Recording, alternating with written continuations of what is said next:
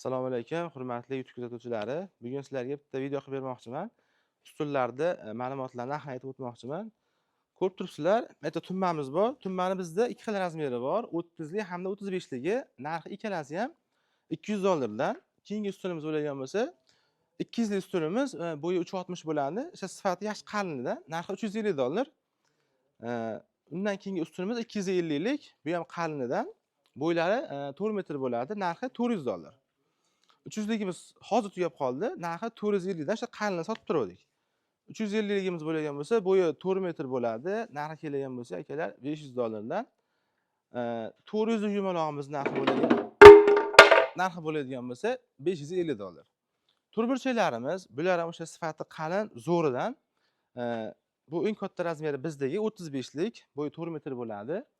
Narxi $600. 300 lik bu o'sha eng hadovoy turburchak razmer. Buni ham bo'yi 4 metr bo'ladi.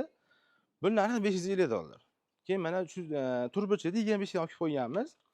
Buni $500 qilib beryapmiz. Endi maktabda yangiligimiz bor. Hozir mana shamol ham bekorga menimcha yiqitmadi shekilli. Bu nima ekan deb o'ylayotgansizlar, bu qora narsa. Buni ko'rib turibsizlar akalar, xudo xolasa yangilikni zo'ri Qo'qonda mana o'zimiz ishlab chiqarishni boshladik. Bu poliproplendan proba uchun quyilgan materialimiz. Mana uchib ketgan o'sha ABS seriodan, o'sha Xitoydagi bilan birga bir qilib quyilgan varianti. Xudo xolasa tez kunlarda bu bizda sotuvga chiqadi. Hali 300 lik ustunni olib qo'ymagan bo'lsangiz, shoshmay turing olishga. Xudo xolasa o'zimizda yana ham arzon narxda chiqadi. Ma'lumot foydali bo'lgan bo'lsa, bitta laykdan bosib qo'yaverasizlar. Hammaga rahmat.